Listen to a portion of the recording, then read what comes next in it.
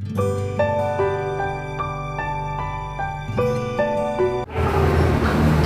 pagi Bapak Ibu sekalian semuanya. Bagaimana kabar hari ini? Luar biasa. Oke, luar biasa. Ya. Pagi hari ini kita bersama-sama berkumpul di sekolah TK Kristen Maranatha untuk menyaksikan dan mengikuti workshop asik yang akan nanti dipaparkan oleh pembicara kita, pembawa materi kita, Ibu Kurnia Suciati SPD, yang merupakan calon guru penggerak angkatan 3 dari Kabupaten Karawang. Sebelum kita memulai workshop asik pada pagi hari ini, alangkah baiknya jika kita terlebih dahulu membawa workshop ini dalam doa agar nanti Tuhan memimpin kita semua dalam workshop asik ini. Untuk waktunya, saya persilakan berdoa dimulai.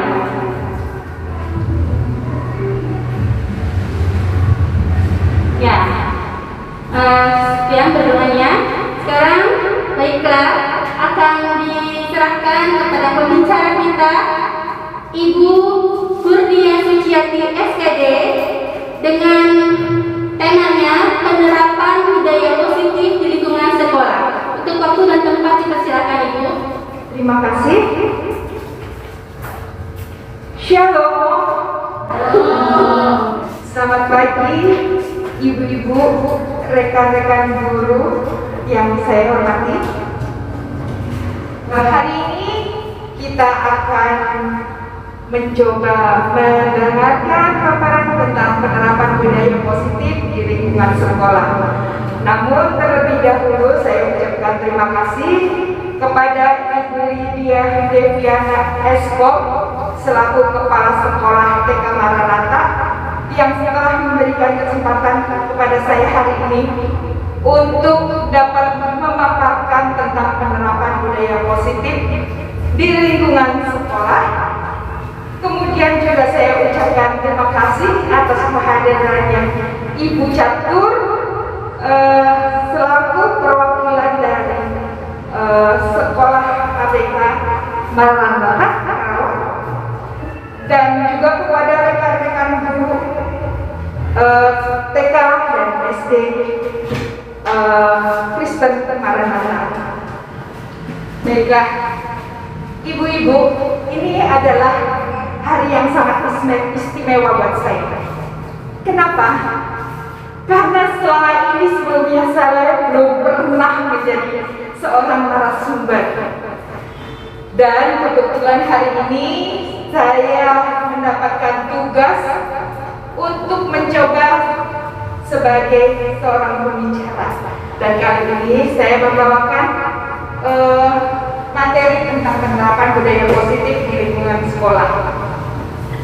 Perkenalkan, nama saya Kurnia Suciati SPD, CGP Angkatan 3 TK Kristen Maranatha, Kabupaten Karawang, Provinsi Jawa Barat.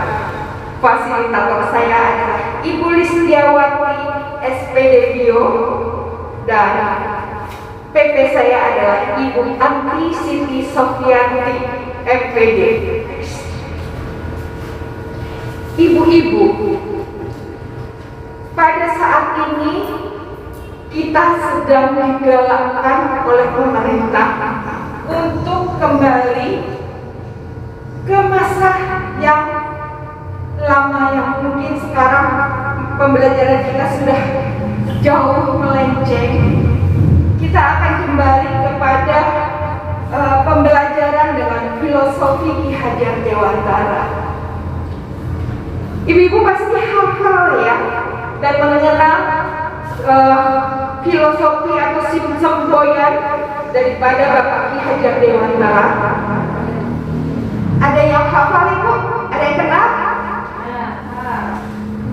Coba apa Bu filosofinya yang terkenal? Tuturi Handayani. Tuturi Handayani. Ya, itu masih sebagian ya Bu. Itu bagian belakang dari ya, bagian belakangnya dari filosofi Ki Hajar Dewantara.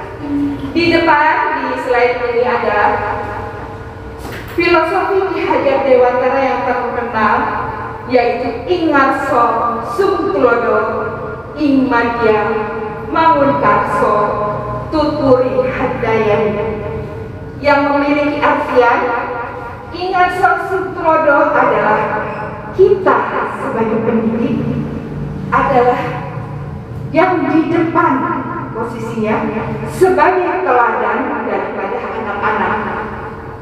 Kemudian Ing Madya Mangunkarso adalah kita sebagai pendidik adalah seorang yang harus dapat memberikan ide kepada anak-anak.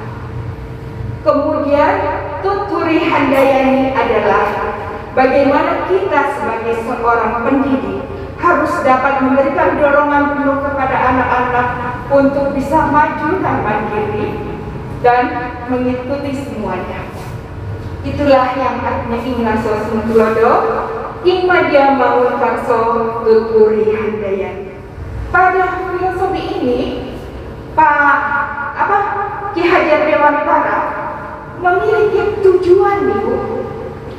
Beliau ingin agar sekolah-sekolah yang ada di Indonesia memiliki tujuan merdeka belajar. Apa itu tujuan merdeka belajar? Ada yang tahu, Ibu, tujuan merdeka belajar? Ibu Febri? Merdeka belajar menurut pendapat saya adalah kita memberikan kepada anak kenyamanan, kebebasan untuk dapat mengikuti pelajaran dengan rasa nyaman mereka, dengan rasa keingintahuan mereka, kemandirian mereka, sehingga mereka dapat menerima pelajaran tidak dengan yang posisi yang pemaksaan, yang maksa, tapi mereka ada jiwa merdeka. Dan maka kreativitas anak itu akan muncul dengan sendirinya, inovasi anak itu akan muncul juga dengan sendirinya, karena semuanya itu berasal dari merdeka belajar. Benar, Ibu. Apa yang telah dipaparkan Ibu Febri itu adalah benar. Jadi, agar tujuan merdeka belajar tercapai, kita harus mempunyai satu dulu langkah, yaitu menghamba kepada anak. Apa itu menghamba kepada anak? Bukan kita menghamba-hamba ya kepada anak, tapi di sini artinya adalah bahwa kita sebagai pendidik atau pelajar memberikan semua perhatian kepada anak, memberikan kasih sayang curahan semua terhadap anak. Hidup kita sebagai seorang pendidik adalah kehidupan daripada murid-murid kita. Kan kebebasan dengan adanya sedikit batasan tidak berarti kita bebas memberikan merdeka merdekanya, tapi kita memberikan merdeka dalam artian bahwa kita membiarkan anak untuk berkreasi, memberikan anak untuk belajar dengan caranya, ya Bu ya. Kalau selama ini mungkin kita berpikir bahwa anak itu ibaratnya bagaikan lembar kertas kosong. Awalnya saya dulu berpikiran seperti itu, bahwa anak adalah merupakan lembaran kertas kosong yang dapat kita bentuk semau kita. Ternyata itu salah. Anak lahir memiliki ibaratnya bagaikan kertas yang sudah ada coretan-coretan tipis. Kemudian kita sebagai pendidik di sini tujuannya adalah untuk menebalkan coretan-coretan. Artinya bahwa setiap anak itu memiliki kodratnya masing-masing semenjak dia dilahirkan. Mungkin ada yang kodratnya di A, di B, di C, kita tebalkan, kemudian kita mengarahkan anak kepada tujuannya. Jadi jangan kita paksakan, Ibu. Mungkin ada yang anak dia dengan bakat alamnya adalah sebagai seorang penyanyi. Kita jangan arahkan anak ke tempat yang lain. Kasihan, karena dia memiliki bakat menyanyi, maka kita arahkan tebalkan bakat-bakatnya itu untuk mengarah ke sana. Seperti itu. Guru di sini, kita sebagai pendidik mengibaratkan diri sebagai seorang petani. Petani tentunya akan menebarkan benihnya di mana ya Bu ya? Di sawah, betul. Andai kata kita sebagai seorang pendidik, pastinya kita akan menebarkan benihnya di lingkungan sekolahan. Ibaratkan sebagai seorang petani, dia menyebarkan benihnya di sawah, kemudian dia merawatnya, memberi pupuk yang banyak sehingga subur dan menghasilkan panen padi yang berlimpah, berkualitas super. Seperti itu juga kita sebagai seorang pendidik, kita akan memberikan tambahan-tambahan ilmu pengetahuan, tambahan-tambahan ilmu kependidikan karakter agar anak ketika keluar dari sekolah kita mereka memiliki kualitas yang super. Tidak hanya di TK, semoga berkelanjutan ke jenjang yang berikutnya. Next. Kemudian ibu-ibu, ketika kita membentuk anak, kita tentunya menginginkan anak-anak memiliki profil yang kuat. Nah, di sini diajari oleh Toro juga menginginkan agar anak itu lahir sebagai profil pelajar Pancasila ketika nanti keluar dari sekolah. Apa sih profil pelajar Pancasila itu? Adalah SDM yang unggul, yang terdiri daripada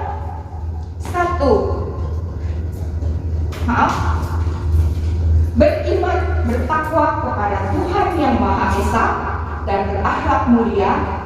Ini adalah pelajar Indonesia yang menggerakkan akhlak mulianya. Kita sebagai guru harus menuntun anak-anak kita agar memiliki akhlak mulia dan iman yang kuat. Oleh karenanya kita sebagai guru tetap harus bisa menjadi teladan bagi mereka. Kemudian yang kedua adalah berkebinekaan global. Berkebinekaan global ini artinya bahwa anak Indonesia harus mempertahankan kebudayaan luhur, lokalitas dan identitasnya. Boleh anak kita belajar dari budaya yang dari luar, namun tetap saja harus melalui saringan atau filter yang kuat. Budaya yang baik boleh kita ambil, budaya yang tidak baik kita tinggalkan. Jangan sampai budaya yang luar pun kita tidak terima, karena ada yang juga yang positifnya. Seperti itu. Kemudian yang ketiga adalah gotong royong.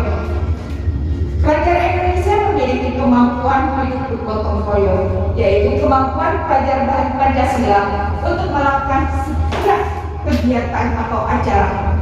Di sekolah kita bisa mengajarkan anak-anak untuk bergerak bersama. Mungkin kalau di sekolahan kita SD ya, ada yang namanya piket kelas. Nah, kita bisa atau membuat suatu gerakan kemasyarakatan, mereka bisa lakukan. Seperti kita anak-anak TK juga kadang kita berbagi kasih kepada orang-orang yang di luar. Nah, itu merupakan contoh kegiatan gotong royong dan ini harus kita tumbuhkan pada diri anak-anak. Kemudian mandiri. Pelajar Indonesia adalah pelajar mandiri, yaitu belajar Pancasila yang bertanggung jawab atas proses dan hasil belajarnya. Yaitu dia bertanggung jawab atas semua kegiatannya dilakukan sendiri, kemudian juga dia harus mempunyai rasa bahwa semua kegiatan pasti ada tanggung jawabnya dan dilakukan sendiri. Kemudian bernalar kritis. Pelajar yang bernalar kritis adalah pelajar yang dia akan berpikiran bahwa oh ini materinya, oh ini pelajarannya ini adalah yang mereka mau, yang kuat, yang bisa membangun daripada kegiatan atau pembelajaran buat dirinya. Yang kemudian adalah kreatif. Anak-anak memiliki mampu bermodifikasi, mampu menghasilkan sesuatu yang tentunya itu akan menumbuhkan kreativitas daripada anak-anak. Next. Kemudian kalau ini adalah visi guru penggerak, yang saya akan ini adalah untuk membangun sebuah visi di dalam sekolah, di sebuah sekolah. Mungkin kita banyak ya, Ibu, memiliki visi untuk kedepannya bagaimana sih supaya sekolah kita bisa maju, bagaimana sih sekolah kita biar memiliki murid yang banyak. Tentunya kita punya visi agar orang tertarik dari apa itu visi. Visi adalah rangkaian kata yang di dalamnya terdapat impian, cita-cita atau nilai inti dari suatu lembaga atau organisasi. Ketika kita membuat visi ini, kita dapat berkolaborasi dengan banyak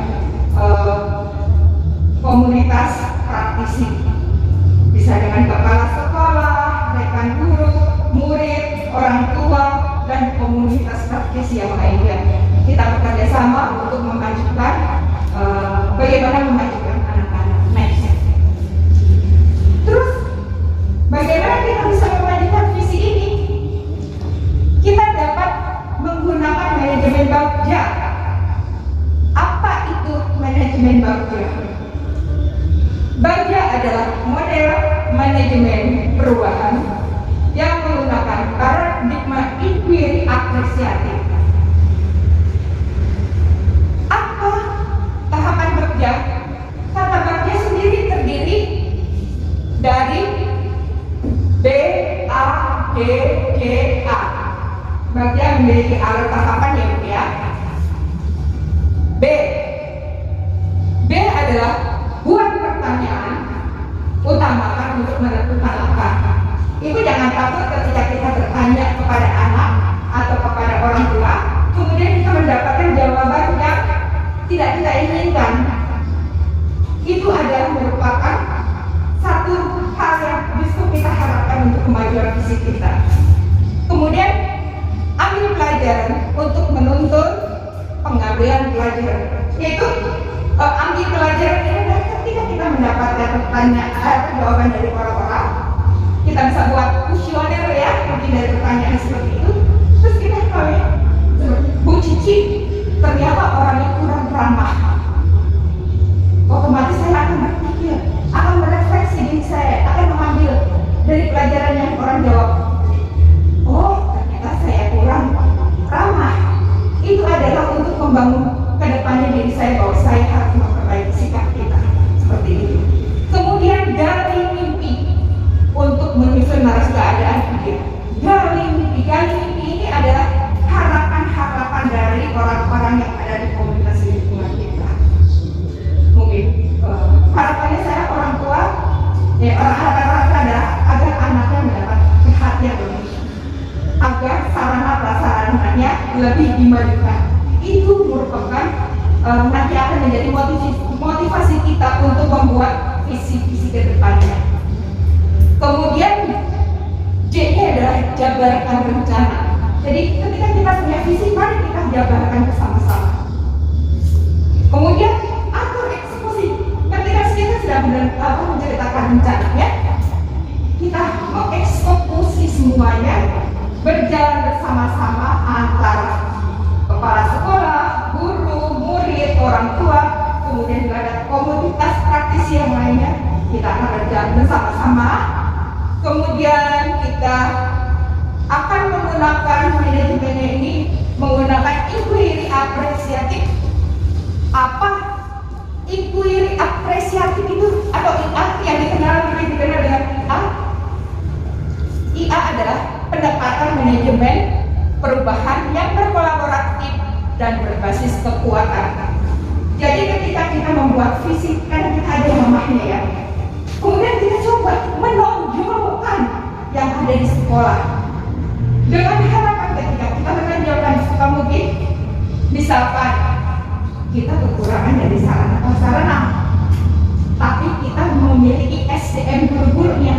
Kenapa kita tidak tampilkan itu dan kita tutup kekurangannya dengan kekuatannya? Jadi orang-orang akan melihat kelebihannya daripada kekurangannya. Seperti itu. Next. Nah, sekarang kita masuk ke segmen yang nanti ya bagaimana menerapkan budaya positif di dalam kelas dan lingkungan sekolah.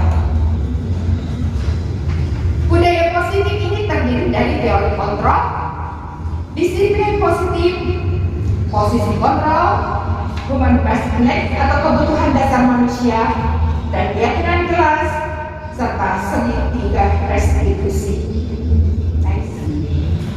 Apa itu teori kontrol? Teori kontrol ini adalah teori yang mempelajari teknik dan strategi untuk mengatur tingkah laku manusia. Ini teori kontrol ini adalah yang sangat dibutuhkan bagi kita seorang pendidik. Bagaimana kita mengontrol diri dan kemudian bagaimana kita menghadapi semuanya menggunakan. Kemudian disiplin positif. Disiplin positif ini merupakan pendekatan mendidik anak untuk mengontrol diri dan pembentukan kepercayaan diri.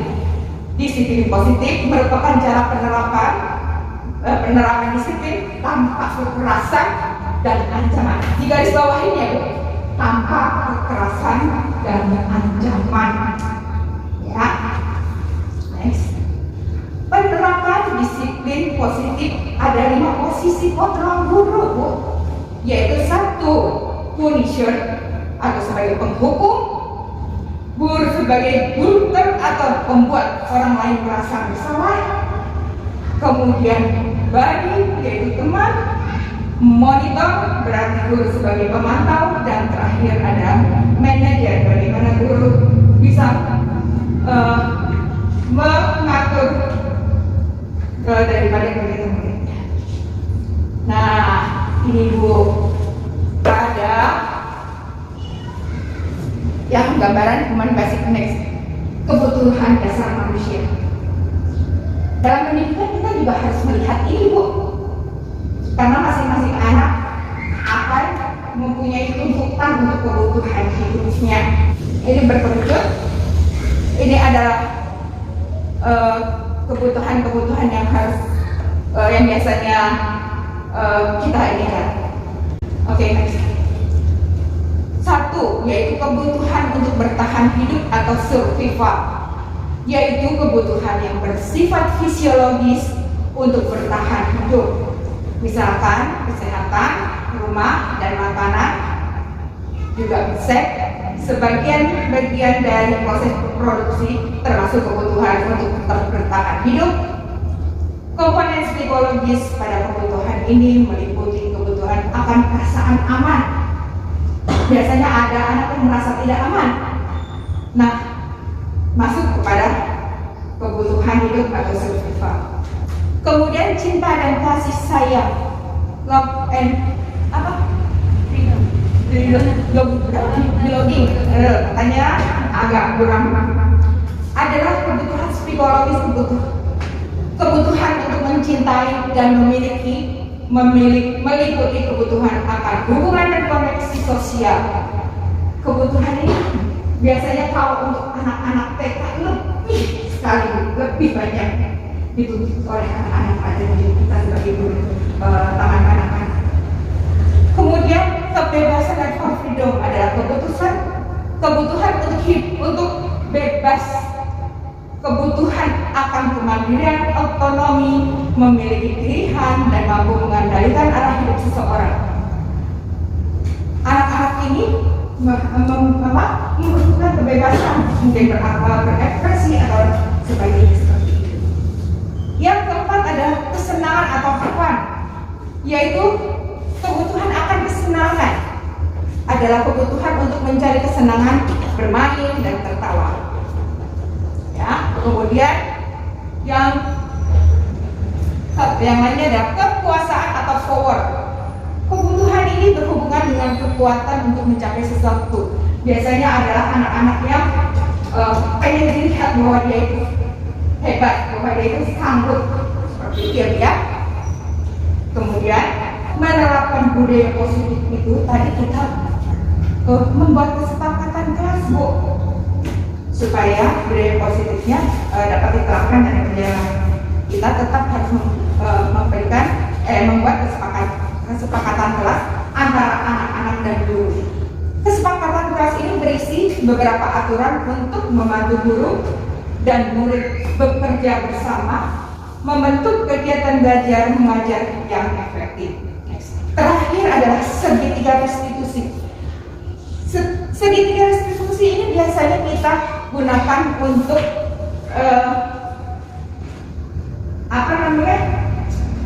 untuk memecahkan masalah yang dihadapi oleh anak-anak.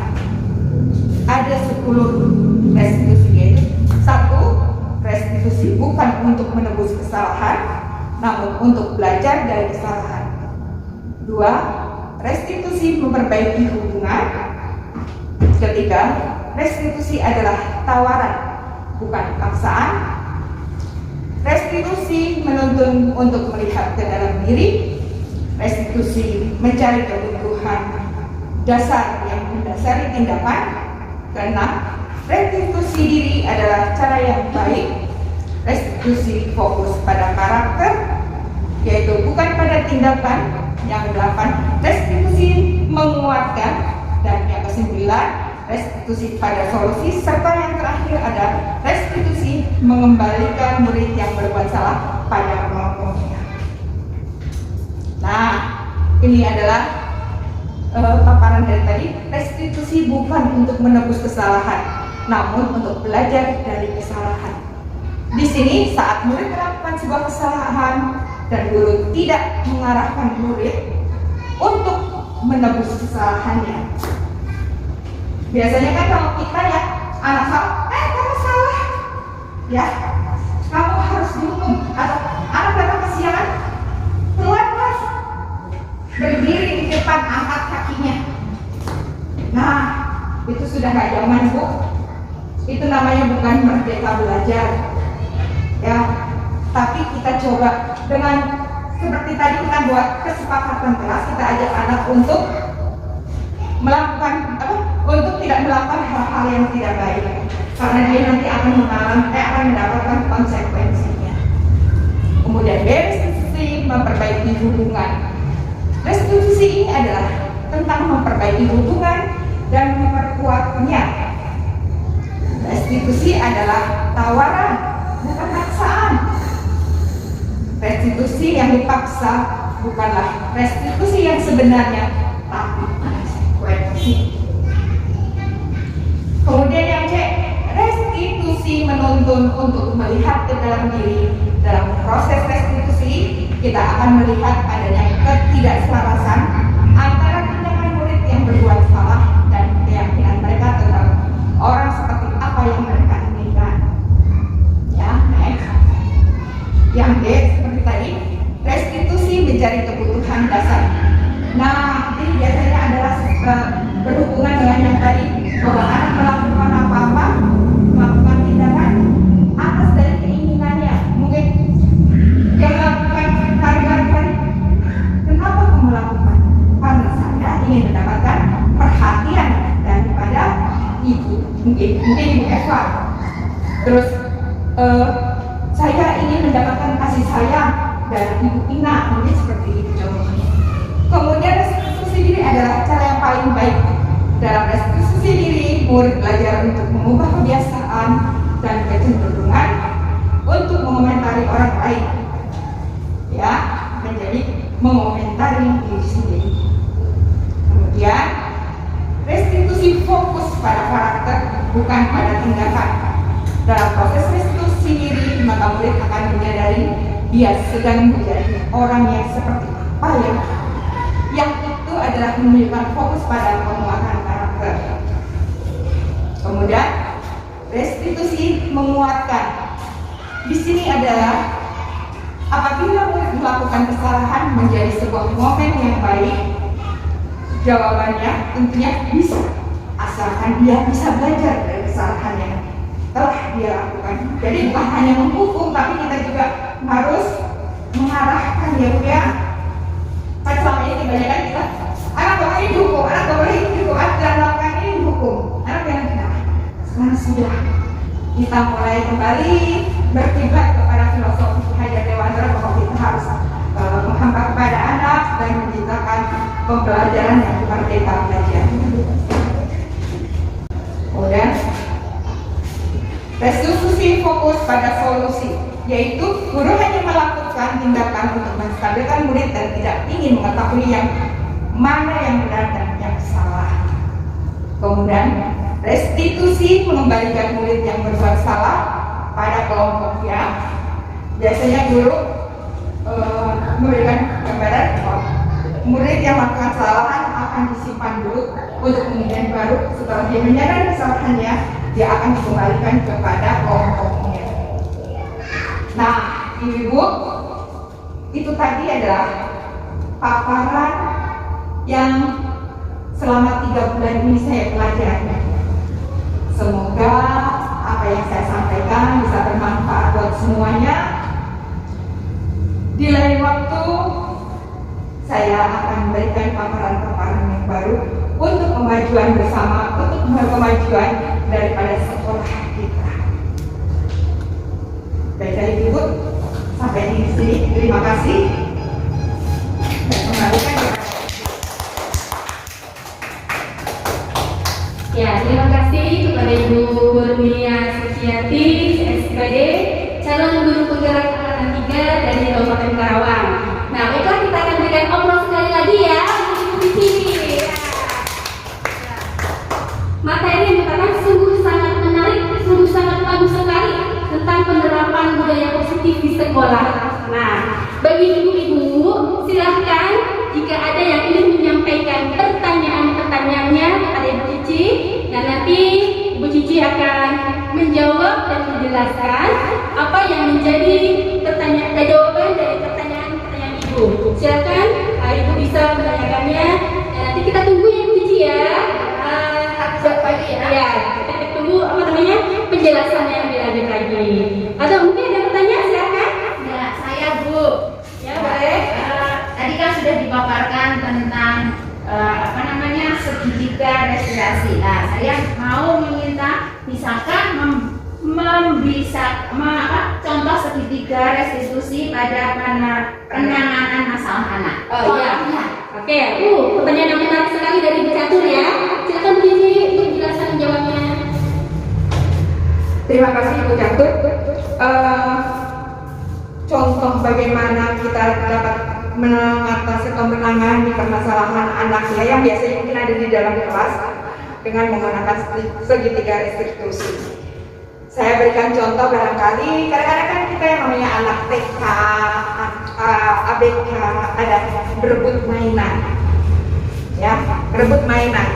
Untuk kemudian ketika anak berebut mainan, kemudian ada salah satunya mungkin nangis, ada yang punya memegang mainan dia tidak mau memberikannya.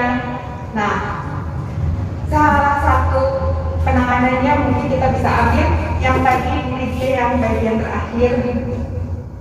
Nah, restitusi fokus pada solusi. Biasanya nih yang terjadi nih kita larinya di sini, yaitu restitusi fokus pada solusi, yaitu hanya mengatakan kepada anak, stop, sudah, jangan berebut mainan, itu tidak baik. Sekarang lebih baik coba disimpan saja.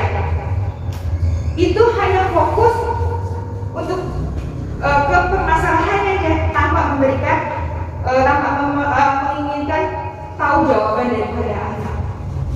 Ya. Kemudian ketika anak itu ada yang dia tidak mau memberikan mainannya, mungkin kita juga bisa lihat itu adalah tentang bahwa anak ingin menunjukkan bahwa saya ini kuat, bahwa saya ini lebih kuasa daripada teman-temannya. Nah, itu adalah segitiga restitusi yang lain. Kemudian ada restitusi mengembalikan murid yang berbuat salah pada kelompoknya. Ini juga suka kita lakukan, ya, seperti anak ribut mencoret-coret bukunya teman atau seperti apa. Kemudian anak itu kita marahin, kita tarik, kemudian kita simpan di bagian belakang agar anak melakukan introspeksi diri kesalahan yang dia lakukan. Ketika anak sudah menyadari kesalahannya, berarti itu adalah mengembalikan anak pada kekuatannya. Kemudian kita akan, ketika anak berhasil, kita akan mengembalikan anak pada posisinya, pada kelompoknya yang tadinya berkumpul dengan teman-temannya, kemudian dia tertinggal di belakang. Kemudian kita balikkan lagi dengan bahwa anak tidak akan melakukan lagi seperti itu. Kemudian juga ada seperti halnya mungkin ketika kita berbicara, ada yang pun asik dengan coret-coret meja tanpa memerhatikan kita, gitu ya. Itu juga bisa. Kita biasanya akan bertanya kepada anak itu, mengapa dia melakukan itu, coret-coret meja pada saat guru menerangkan. Nah, ini artinya kita bertanya dulu ya, bertanya kepada anak. Terus anak akan menjawab, sebab saya suka mencoret-coret meja. Artinya di sini anak memerlukan kebutuhan dasar daripada kesenangan. Ternyata anak ini mencoret-coret meja karena ada kebutuhan kesenangan. Kita bisa arahkan anak ini, oh begitu, baik. Nanti apabila kamu suka dengan coretan-coretan, alangkah baiknya kamu mencoretnya pada buku gambar. Jadi kita arahkan ke sana. Kemudian kita ambil solusinya lagi. Itu karena konsekuensi daripada keyakinan kelas ya. Nah, ini pilihan nih buat dia. Kalau begitu ini meja kotor, tanganmu kotor. Terus siapa yang akan membersihkan mejanya? Kita ajak anak untuk bertanggung jawab dengan apa yang dia lakukan. Kemudian anak akan saya. Nah, berarti anak menyadari kesalahannya dan dia berani mengambil konsekuensinya. Dia membersihkan. Seperti itu, Bu. Beberapa contoh. Ya. Pertanyaan yang luar biasa dan juga jawaban-jawaban yang luar biasa juga. Bagaimana dicatat, sudah jelas ya? Sudah jelas, Bu. Oke, Terima kita kasih. akan lagi ya. Baiklah, masih ada yang mau mengajukan pertanyaan? Ya, saya. Oh ya, Bu Eva. Silakan Bu Eva. Untuk Bu Cici, saya ingin menanyakan bagaimana menerapkan budaya positif kepada murid-murid di luar lingkup sekolah. Jadi tidak hanya di sekolah, bagaimana cara penerapannya mereka di luar sekolah? Ya, pertanyaan yang luar biasa juga dari Bu Eva ya, tentang penerapan budaya positif. Silakan. Ya, Bu Eva, terima kasih untuk penerapan budaya positif. Memang betul, Bu, pertanyaan yang bagus. Kita didik anak untuk melakukan budaya positif itu tidak hanya di sekolah saja. Akan percuma rasanya apabila kita melakukannya hanya untuk di sekolah, sementara di luar sekolah anak-anak akan kembali lagi ke kegiatan yang sama. Yaitu di sekolah kita menumbuhkan kesadaran anak untuk melakukan tindakan budaya positif. Untuk di luar kelas atau sekolah, di luar sekolah atau di rumah ya, kita bisa berkolaborasi dengan orang tua, Bu. Bisa berkolaborasi dengan orang tua. Kita mengadakan komunikasi bahwa di sekolah anak-anak sudah diajarkan tentang bagaimana itu menerapkan budaya positif. Kemudian untuk di rumah, alangkah baiknya orang tua dapat bekerjasama dengan melakukan upaya yang telah kita lakukan di sekolah. Jadi anak-anak tidak hanya di sekolah saja, kemudian di rumah tidak, tapi di sekolah dan di rumah. Bisa dipahami, Bu Eva? Bisa, Bu. Jadi penerapan itu kita bisa bekerja sama Iya. dengan orang tua untuk penerapan budaya positif itu sendiri Betul. yang kita ajarkan di sekolah. Betul. Dan juga komunitas praktisi lainnya untuk menjaga sekolah, juga untuk yang ada di lingkup sekolah juga. Oke, Baik. baik. Terima kasih, Bu Cici. Sama. Ya, sudah jelaskan Bu Eva? Jelas. Oke, kita berikan aplaus lagi untuk Bu Eva di sini. Ya, terima kasih Bu Eva di sini. Masih ada yang mau mengajukan pertanyaan? Pertanyaan sih sebenarnya Dina nggak Bu Ina. maksudnya gini lah, budaya positif itu bisa dimasukkan ke pembiasaan, Bu. Pembiasaan kita umpamanya di sekolah menyimpan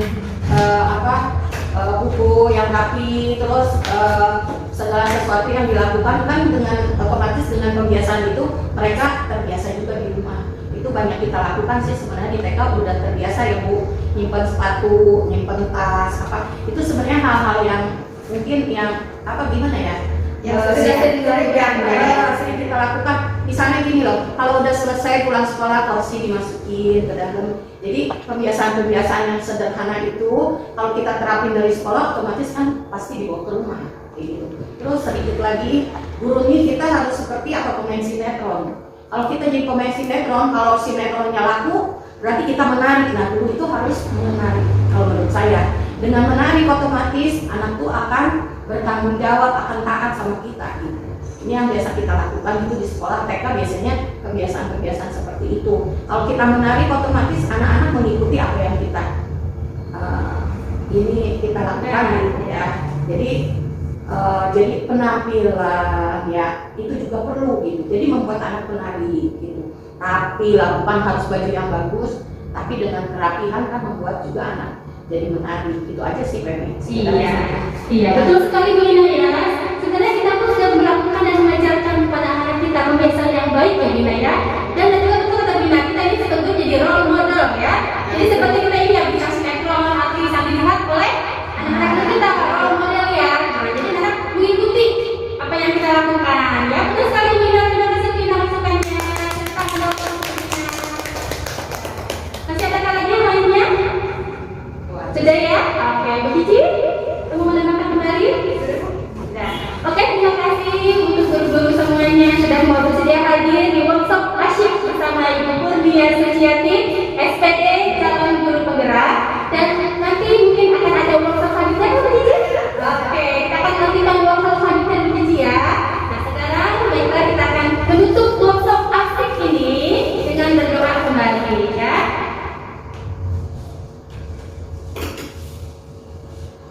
Amin.